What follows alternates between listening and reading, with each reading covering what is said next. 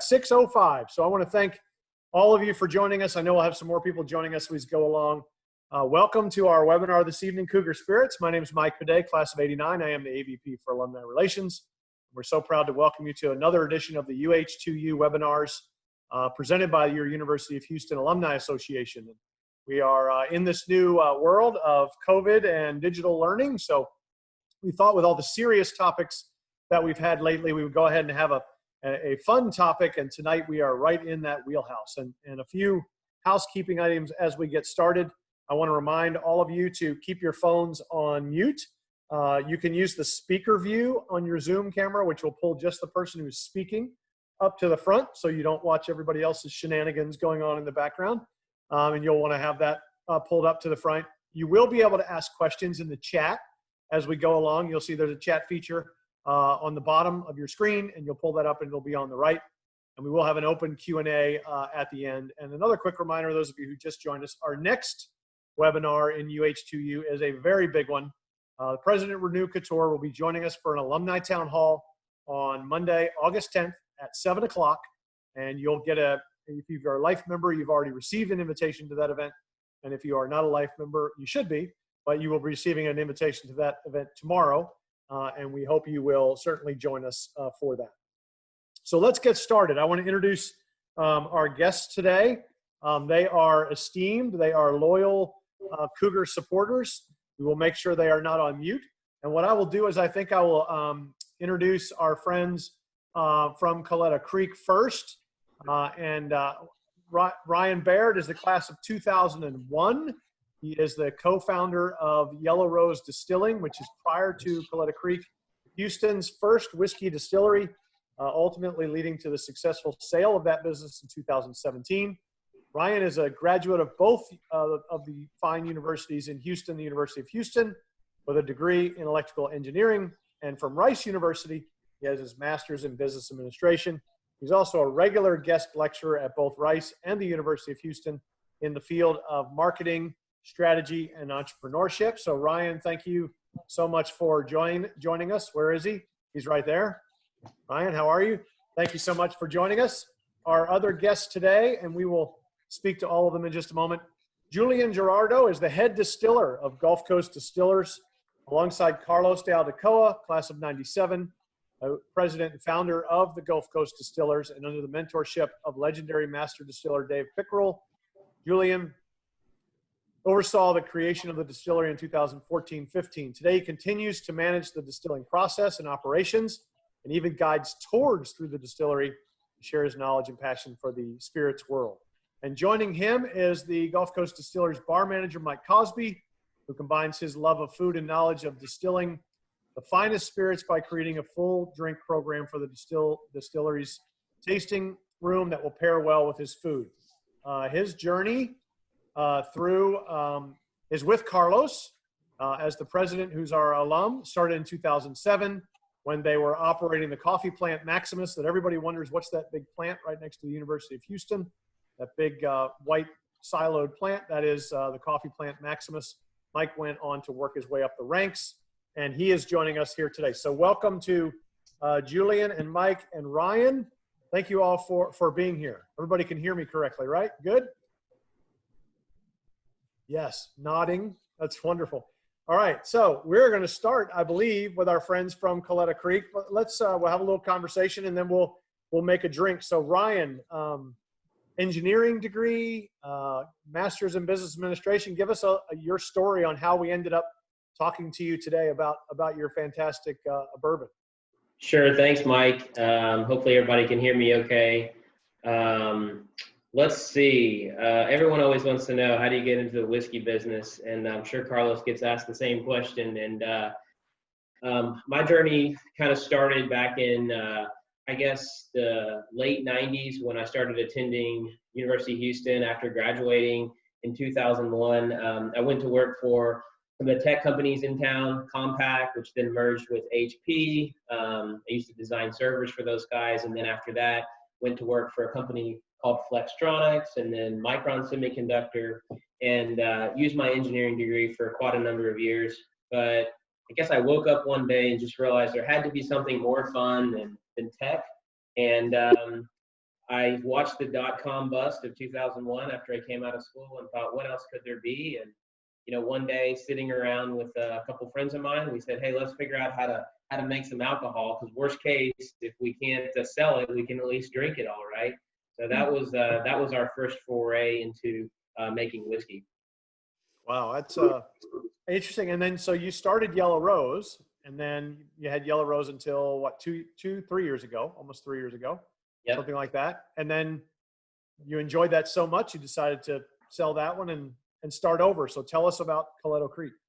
Yeah, so really, Coletto Creek came about when we had our best customer in the state, Specs, as many of you guys know, Specs Wine and Spirits, kind of the big juggernaut in our industry in Houston. They came to me and said, hey, can you make us a whiskey? We really want a rye whiskey that can be ours, one that we can showcase and feature in our stores.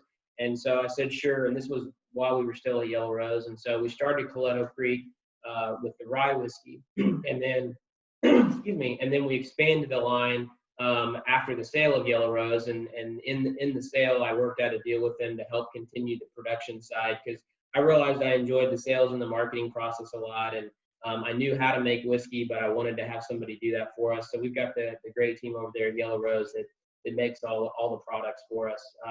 And so, yeah, now you can find Yellow Rose in all the Specs locations across Texas.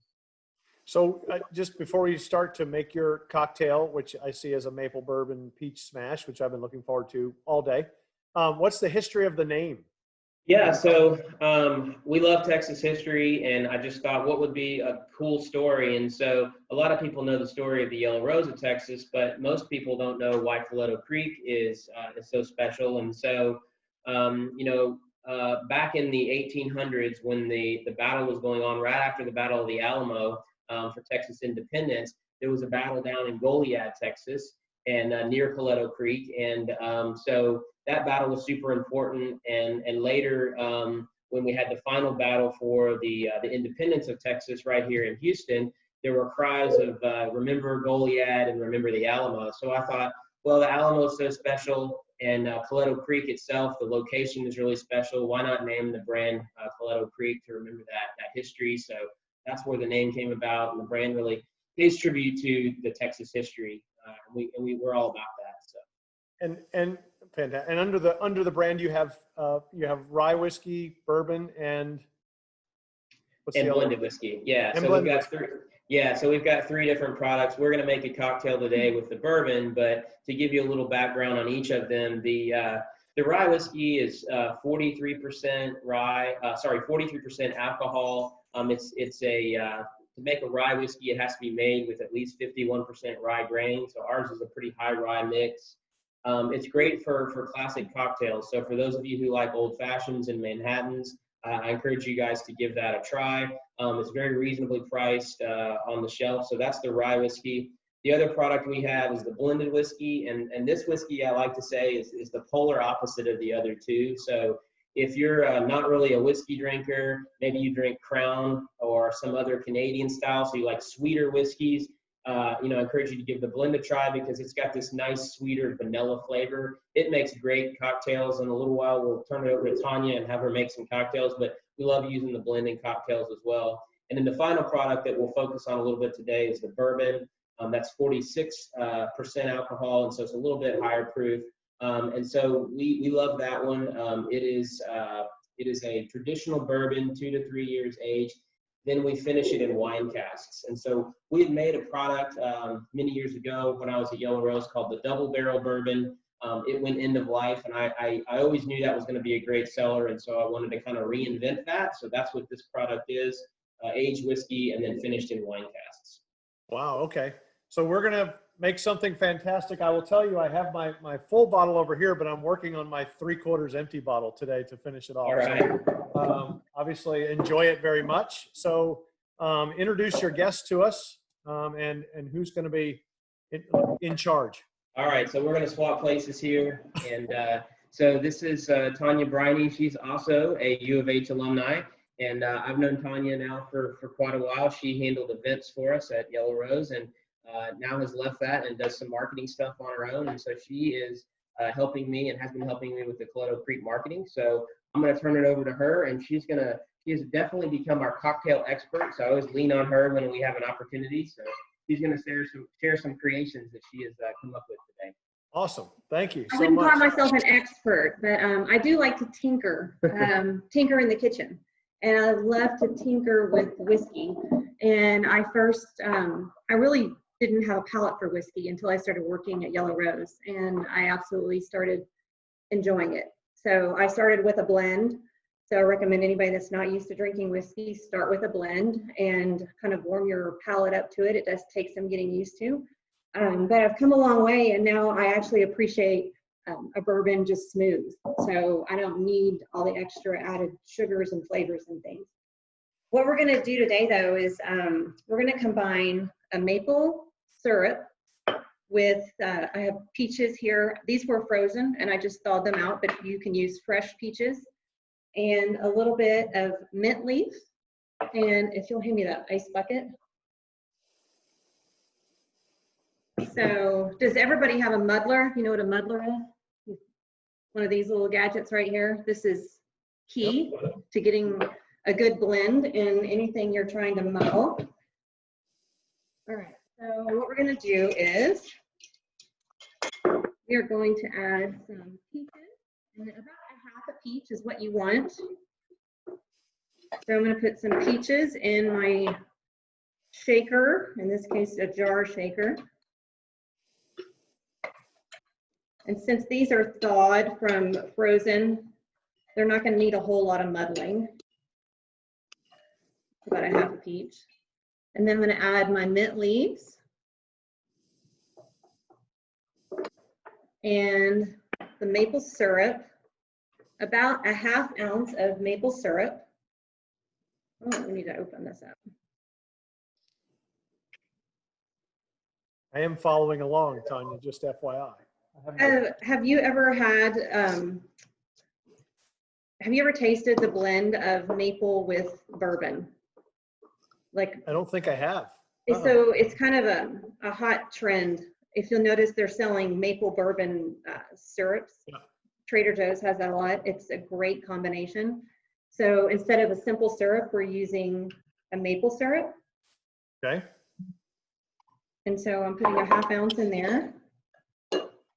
And now I'm going to muddle these ingredients.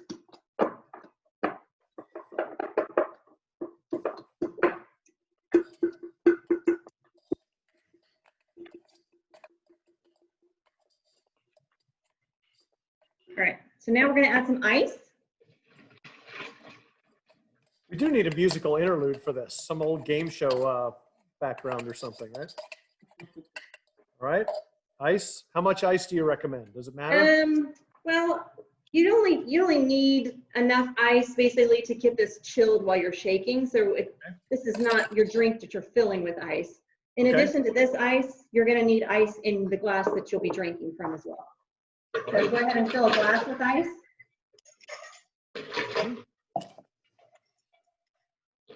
Okay, so we've got our ice. Now, for the key ingredient, your Coletto Creek bourbon, no other will do. It's a good thing it's after 5 o'clock at the University of Houston as an employee. Let's just say that right now. Okay, so, I'm with you. All right, so for this pour, I'm doing 3 ounces. And the reason I'm doing 3, this is a hefty pour, but because you've got so much, you don't have to do 3 ounces. If you only want to do 2, do 2. I might do 2.5 on this one. The reason I'm doing that much is because I'm pouring it into a mason jar for a drink. So this is a taller drink. So know your container, know your final product, know your audience. And the other reason is because I do have a lot of sweet going on, and I don't want to ruin the balance. It's a pretty tenuous balance too, right? Between the sweet and the whiskey. If you're not careful, you can end up with a drink that's too sweet. Well, yeah, exactly. And so, okay, then we're going to give a good shake.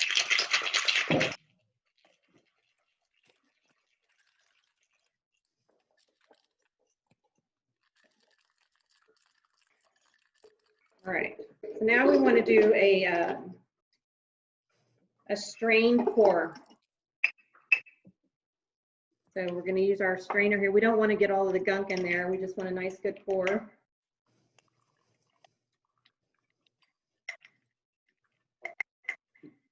And the larger your strainer is, the better you're going to be filling here. Okay. So because I use frozen peaches, mine came out a little mushier. I'm just going to pour with this. This is going to be much better. There we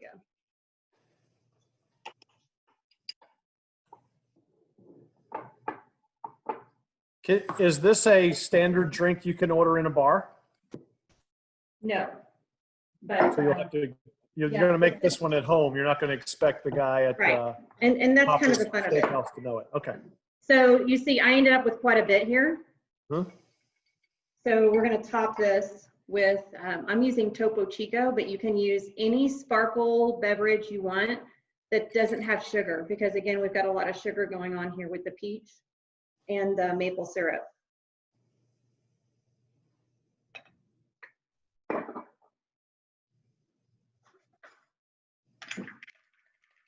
All right, so we're just going to top it off. Huh? And then for a garnish, we're going to add our mint leaf. Mint leaf. Got it. So you end up with something that looks like this. Ryan gets to be our taster. All right. The best part. Just in case it didn't work out. Ooh, yeah. Nice. That's Excellent. very, very good. Wow. You like So it? it's very good. So where are the tricks in this? There's not necessarily a trick, right? Be careful of the sugar balance, the ice to cool it off, and then. Okay, so the trick is, I've experimented with this several times, and if you have fresh peaches and you over muddle, it's not going to work through as it did in this case, your strainer, when you go to pour, if you over muddle. So, and that's what happened here. So when I was working with these mushy, frozen thawed out peaches, then it didn't pour through, but that's fine. I just grabbed another strainer and poured it through. That's one thing. You can make these in batches, larger batches too, for company. So make a pitcher full, just, you know, do your ratios differently. I would highly recommend that, and kind of have a party with it. And if you guys want, I can show you one more cocktail that's really fun for the summer. Sure. Fire away. Okay. Yep. We have time. So the key is, in the summer, when you're craving a cocktail, you want it on ice, right? We're in Texas. Mm-hmm. So what I've done is I basically said, any drink that you would make with any liquor, I don't care if it's tequila or vodka, try it with whiskey and just experiment and see what you come up with. And I've done the same thing. Sometimes I've taken drinks that were rum-based drinks and I would supplement vodka. You can really be creative and make something your own that way. So this is kind of a twist on that. I'm doing a cucumber mule. So Charlene asked me a question. She asked me privately, but how to make it just a little bit sweeter? Is it the peaches or is it the maple syrup that will make it just a little bit sweeter? Okay, so she might be a couple things. She might, is she feeling like the bourbon is overpowering? In that case, she can lower the amount of bourbon. Another thing is, if she wants it sweeter, a really quick way to sweeten it would just be top it with a little bit of Sprite or ginger ale instead of just the Topo Chico. And then of course you can also add more maple syrup. So any number of those things, just tinkering around with it. And any of these drinks, you can make it your own. Everybody has a different tolerance for and a different taste bud. So some people want it sweeter, some people want it less sweet. All right, so for the mule, let me rinse this out real quick. So Ryan, any plans to expand while Tanya is to go into something besides the blended, the rye and the bourbon? Are you thinking about anything else? Yeah, we'll see. You know, there's always plans, and I guess what I do now is not just work on one brand. So this is the brand we're talking about today, but I've got a couple of other brands I'm helping folks out with. So we've got a cool whiskey that we've worked on for some guys that are in the military called Regimental Spirits. That'll be coming into Texas before too long. I'm helping some folks in Austin with a canned cocktail brand called Ranch Rider. So I like working on a lot of different brands. So for right now, the Coletto Creek, it will be our whiskey. Awesome. Fantastic. Okay, so for a mule, cucumber, Mm-hmm. slices of cucumber, and lime, and ginger beer. Okay. If you're watching your calories and you don't want all of the calories of the ginger beer, I don't know if anybody cares about that besides me. But If you're watching your calories, turn the channel today. If you're watching. This is a good substitute, just a ginger ale, that no calorie ginger ale. So, lime squeezed into, I have about 3 or 4 cucumber slices, and I'm going to do 2 lime wedges. I'm going to leave 1 wedge in there. I'm squeezing the juice of 2 lime wedges. Okay. I'm going to do my muddling again. You can get angry at it. Take all the pandemic anger out on your cucumber cocktail.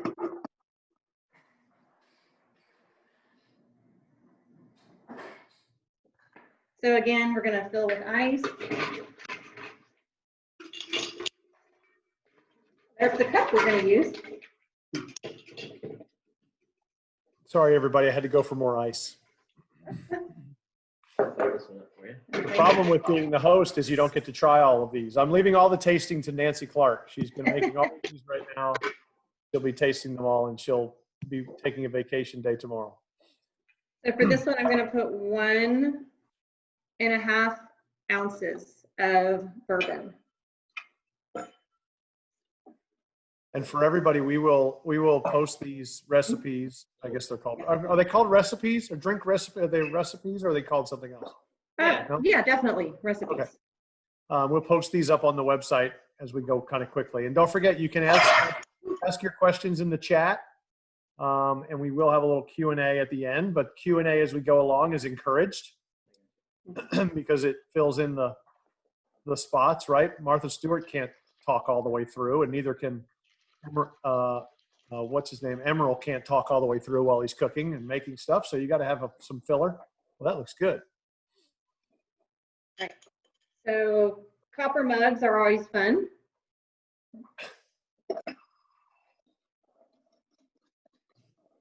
And the mules are traditionally served in the copper mug. We're just going to pour that in here. Oh, this is going to be really good. And then we're going to top this with ginger beer. You just pour that right into the into the rest of it, right? Okay. You can just fill the rest of it up, maybe 3/4 full. And then again, mint leaf for our garnish. Mint leaf, not the easiest thing to find in the HEB. P.S. But you can find it. Cheers. Cheers. Thank you all so very much. We really appreciate it. Ryan and Tanya, thank you so much for your time today, but your general support of our organization all year long. Thank you guys so much. We really appreciate it.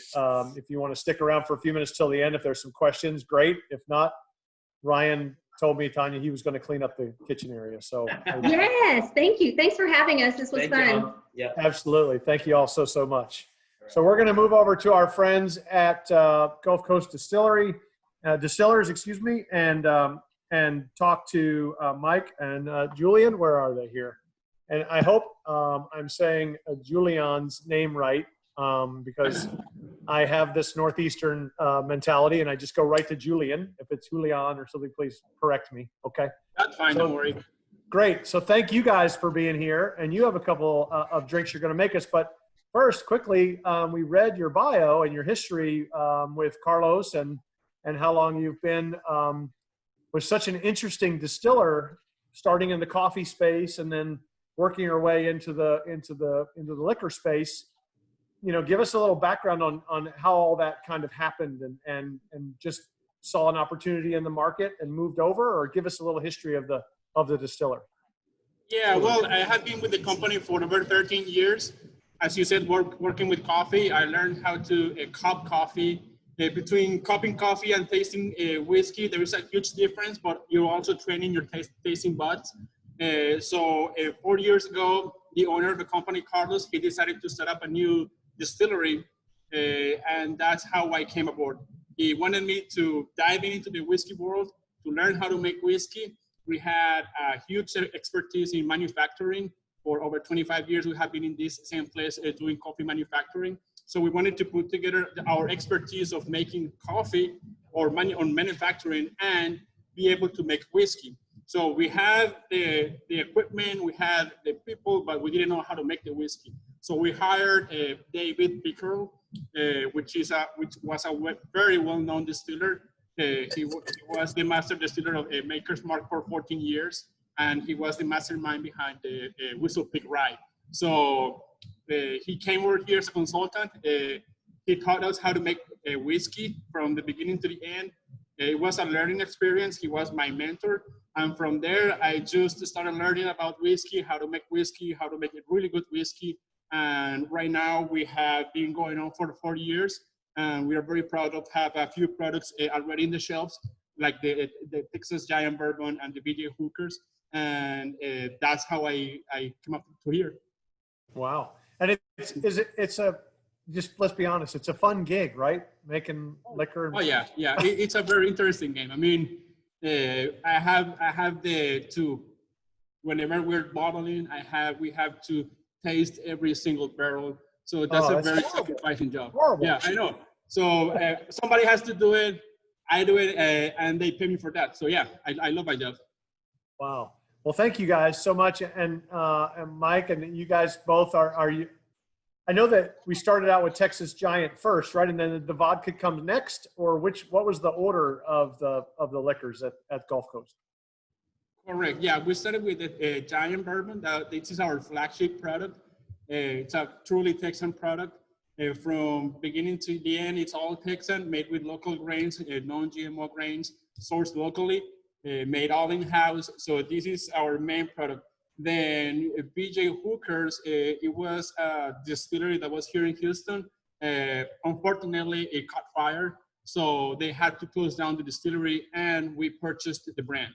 So once we purchased the brand, we moved over all the production to our place, and it's a vodka made from wheat. It's a wheated vodka. So it have a very, very particular flavor. It has a very bold presence in your mouth. I really like this vodka. So that's how the BJ Hookers came into our game. We acquired the brand, and now we are producing it. Are you guys coming to us from your spectacular new tasting room? Is that where you are? Yes. I don't know if you can turn the camera at all, or if you can spin the computer, but you don't have to right now. Maybe you can think about it afterwards. But it's really a fantastic spot. You can see their new tasting room right over there on the backside of the distiller.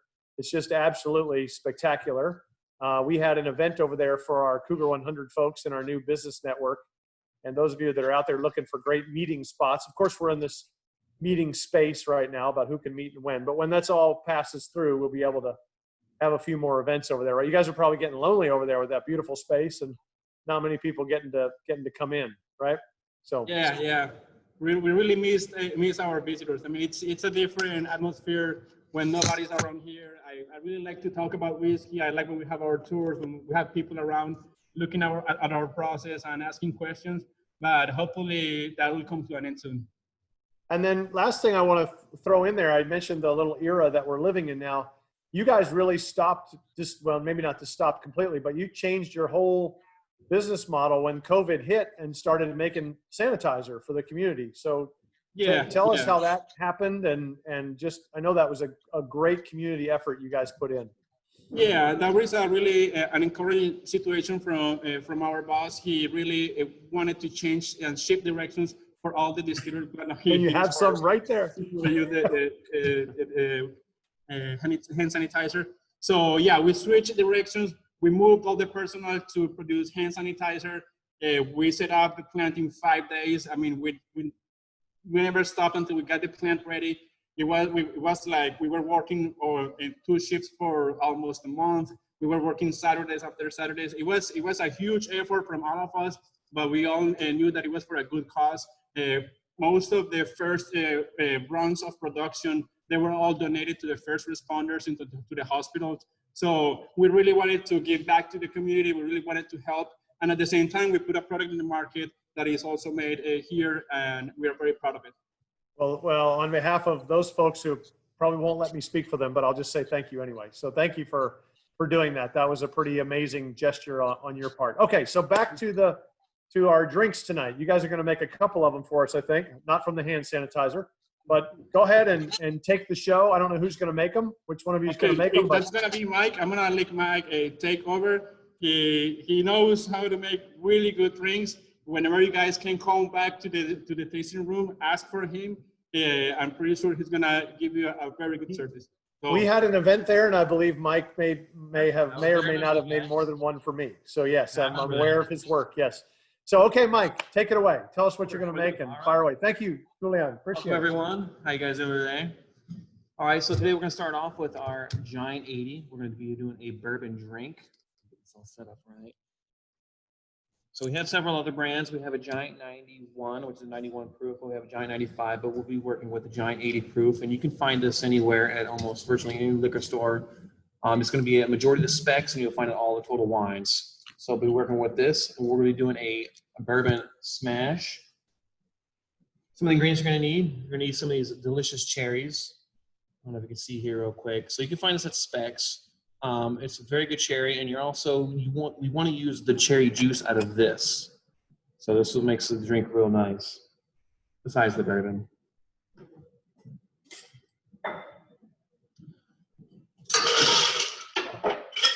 Like I should have said before, just get a little shaker glass. We're going to be doing 2 ounces of Giant 80 bourbon. It's fantastic, by the way. You can go. An empty bottle of that too. So the Giant 80 is great. It's perfect for mixing. If you want something a little bit on the heavier end with a little bit more of a bite, I would go for the Giant 91. We have a Giant 95, but that one is it's best on the rocks or neat on that one. I mean, you can mix it if you'd like, but it wouldn't be doing no justice. So the 80 and 91 are the mixing ones. And explain those numbers if you could, Mike. So the Giant 80 is going to be an 80 proof, and the Giant 91 is going to be a 91 proof, and the Giant 95 is going to be a 95 proof.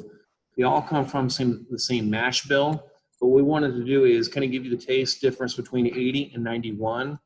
So the 91, with a bourbon, you want to taste as much cast as you want. So 70% of your flavor is coming from the cast. So the Giant 91 gives you that. The Giant 95 is a little bit different. It's special because what that is, it's our select barrel, single barrel blend. So you get the best barrel that we find, that Julian actually finds when he's doing his barrel sampling. He's one that says, you know what, this is of the Giants, this one's what we're going to separate and make this with our Giant 95. So that's what makes the 95. And you can find that in almost every Total Wine and a few particular specs. That one, for the price value, I highly recommend that one. Yep. For sure. Okay, we're with you. All right. So we got our bourbon in here. Go ahead and put a couple, I have some fresh mint. Put a couple mint sprigs in there. The mint is popular today in our drinks. Mint, I mean, it's summertime. We got to get the mint going. So I'm using about 3 of these cherries here. I'm going to use a little bit of spoons of the cherry juice from here. That's and all cherries are not made equal, right, Mike? They're not all created equal. Please do not. You can use maraschino ice cream cherries if you want, but you'll be angry. It's exactly. not a cherry to really go for. Yep. So I would highly recommend the Luxardo, or these are some black sour cherries here. I highly recommend these. These are delicious. You'll be happy to get these. You won't be very happy if you get the Luxardo or the maraschino cherries. Mary is asking Mike if she can sub spearmint instead of regular mint. That'd be fine. Spearmint would be fine. Spearmint, you can use peppermint, mint. Spearmint would be fine. The difference is slight. So instead of using a simple syrup, you can use simple syrup, which is 1 part sugar, 1 part water. I'm using an agave. You just use a little bit less, but agave is a perfect sample. Like the others were discussing, using maple. Maple is great. I find agave just kind of does a real good job itself. Good news, I'm flexible. I have that on my bar too. And it mixes really well. Hopefully everybody else does. I'm sure Charlene, our good friend Charlene, who's on our board, is flexible too. She's got her agave ready to go. Came prepared. So after all of that, we muddle it really good. So give it a nice little shake here.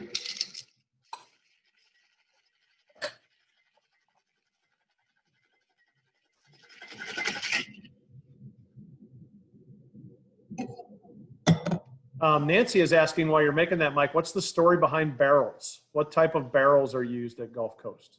The barrels that we're using? Yeah, go ahead. Julian will explain some of those barrels that we use. All right, here. Julian. Coming around the corner here.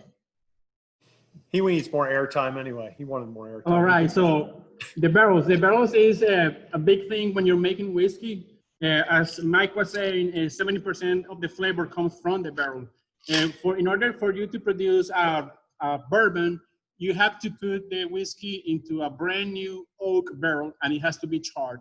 So the charring goes from 0 to 5, 0 being the lowest level of charring, 5 being the darkest. So the higher the level of char, the smokier your whiskey will be. Inside the barrel, the idea is that the whiskey is going to interact with the wood, and is going to extract all the caramelized sugars from the wood, and that's going to start adding those flavors to your whiskey. One of the advantages that we have here in Houston is the weather. Our barrels are exposed to a very hot environment, and that is creating more interaction of the wood with the whiskey. So that's the whole idea behind the barrel, to give flavor, and all the color also comes from the barrel. So 70% of the flavor and 100% of the color comes from the barrel. That's why it's so important to pick a good barrel when you're making whiskey. So essentially, if I look at a bourbon and it's darker, probably came from a more charred barrel, whereas a lighter version will come from a less charred barrel. Correct. And also it stayed for a longer time in the barrel. Okay. So the longer it stays in the barrel, the darker it gets, but at the same time, you're losing volume because of the angel share and the devil's cut, right? So you need to be very careful on the way you age those barrels, because if you let it sit for too long, and let's say at a high heat, you might end up with an empty barrel. So that's the whole process about maturation and about how do you take care of your barrels. Wow, fantastic! Thank you for hopping in there with that answer.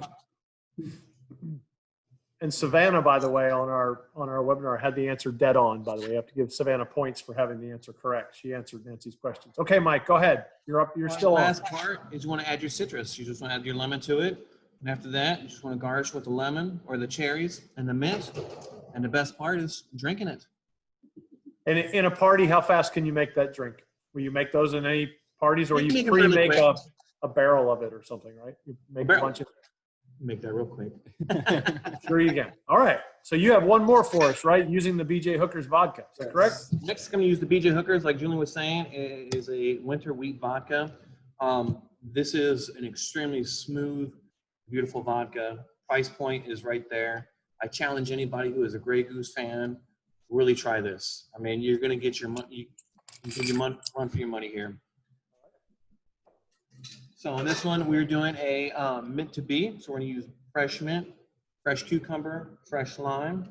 So it's extremely refreshing for the summertime. So again, we'll get our ice.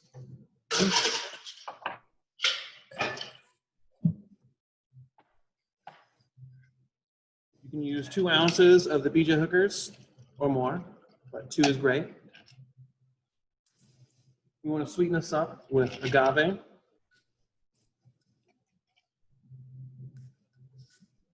I'm using fresh cucumber bits. Put a couple pieces of cucumber in there. When we muddle this, the cucumber will kind of break up into there in the ice. And again, mint is on the menu. It's meant to be.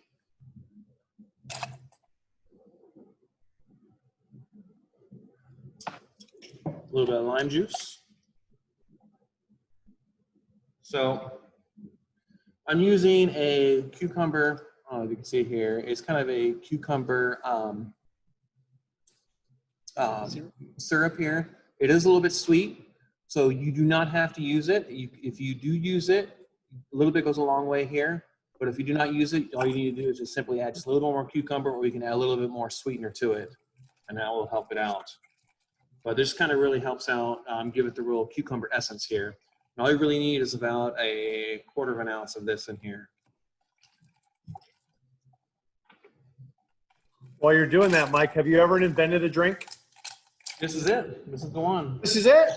This is it. I just guessed that. This is it? Wow, look at that. How about that? Now, this can either be served in 2 types of drinks, cups. You can put this in a coupe, or you can put this in a quarantine glass. So, here's what's going on. We got the extra large one here for those rough times. But before we pour this all in here, we want to rim the coupe glass with tahini.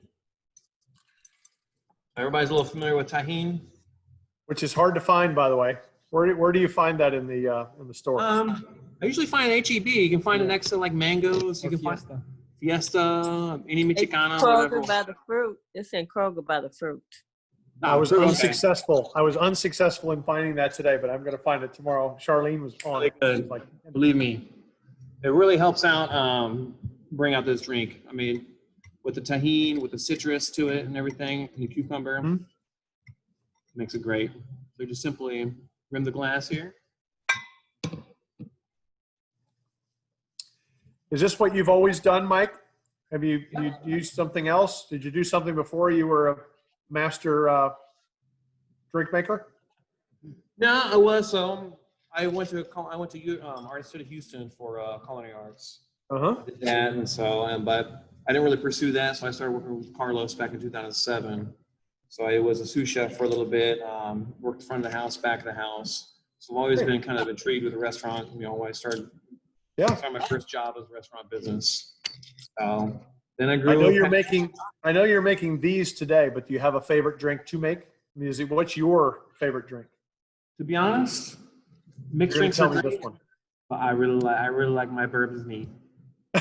Bourbon neat. Bourbon neat. But next to that, this smash I just did is excellent, and so I really enjoy this one because on a nice little hot day, or good old branch water with vodka instead of using tequila.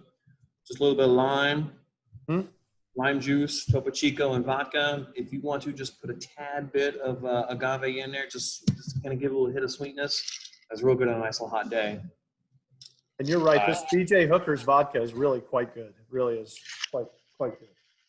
All right. Well, this is fantastic. So on average, before we had COVID coming, I know you hadn't been very open very long in the tasting room, but how many events were you having there regularly? So we were trying to do an event every other week. We were trying to bring out food out here. We're also trying to bring out a band. But now that we have a food truck, so once we open again, we have food available. I did see that. Good. I saw there was a food truck available. That's so right before everything hit, you know, we had to close down again.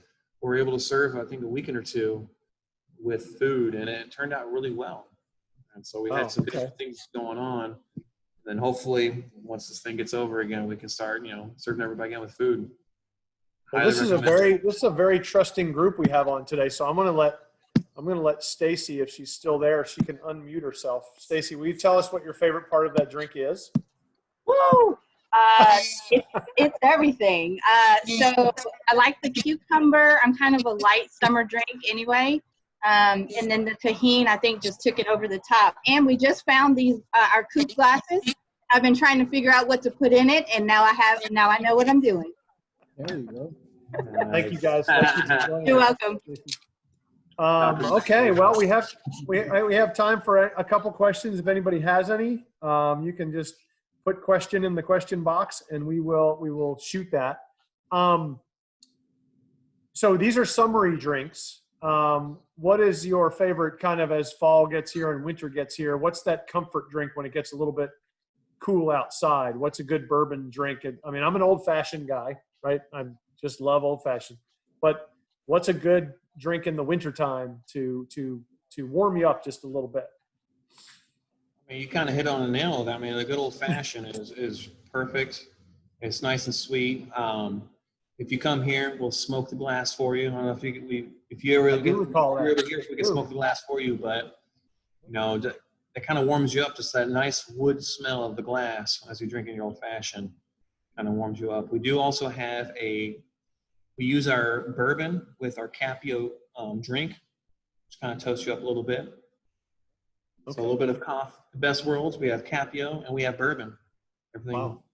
Well, tell me about the food truck really quick while we have a couple minutes. Either Julian or yourself, how do we access, or if anybody here wants to access the food truck, is it just through the website to get them to come to your office, or how are you guys utilizing it right now? If you follow us on, I highly recommend following us on social media. Follow us on our Gulf Coast Distiller, either on Instagram, Facebook. Follow us on that, and we advertise where we'll be going. We try to hit up different little areas. We've gone to some other little bars. We've also gone to some other apartment complexes to try to really branch out where we're at. But if you follow us on social media, we give you a couple days heads up on where we're going to be going. Cool. Okay, so you have the bourbon and you have the vodka. What else is being made over there? Anything else being made over there? So we have there is a lot of things coming up. And we have a few projects in mind. We're going to release our brandy soon. We're making brandy, 100% Texan brandy, made with grapes from the Texas wine country. It's a blend of orange, muscat, and Trebbiano. It's a really good brandy, all made here in-house. We also have, additionally, we brought some Canadian whiskey, 9 years old Canadian whiskey that we're aging in ex-bourbon barrels at our warehouse. So we're bringing a Canadian whiskey, which is very sweet and mild.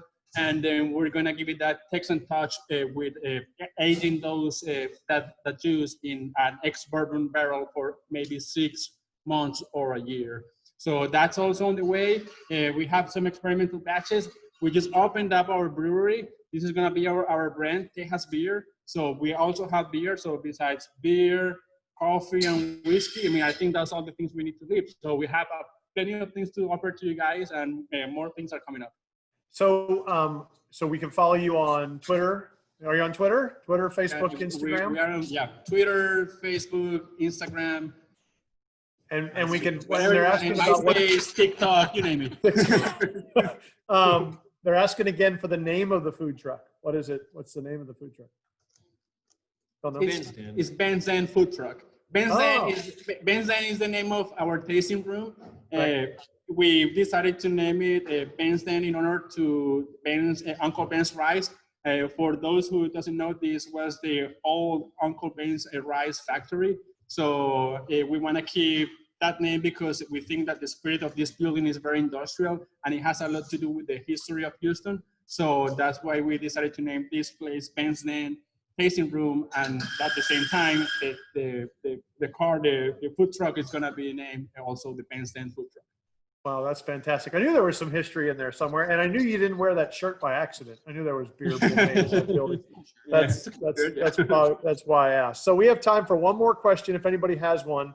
And if not, while I'm checking on, I want to thank you guys very much, Julian and Mike and Ryan and Tanya, for your efforts today and participating with us. It was a really cool event. Pardon the pun. It was really cool, right? We can all sit on our back porch now. It was a great pregame for the Astros that start in 7 minutes. I guess they're all healthy enough that we're going to play in Houston tonight.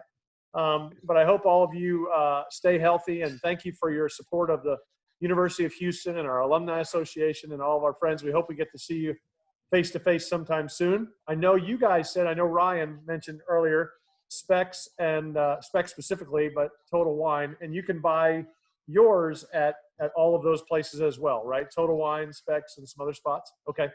And then you can also set up tastings to come at Ben's when it's back open. You can have parties there. And unfortunately, I left there with, 4 or 5 bottles to give away after I left that tasting room. So I really appreciate you guys coming out. I don't see any other questions at this point. So on behalf of all of us here at the University of Houston, thank you guys. Thank the folks at Coletta Creek for joining us today. We really, please pass along our thanks and best wishes to Carlos as well for all of his support, and Carolyn, who's probably somewhere behind the computer or somewhere nearby, who's handling some stuff as well.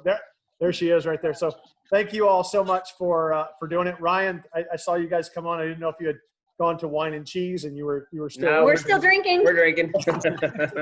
So I usually say, go Cougs at the end, but today I'm going to say cheers and go Cougs. Thank you all so much for joining us, and we really do appreciate it. Thank you all so much. Okay.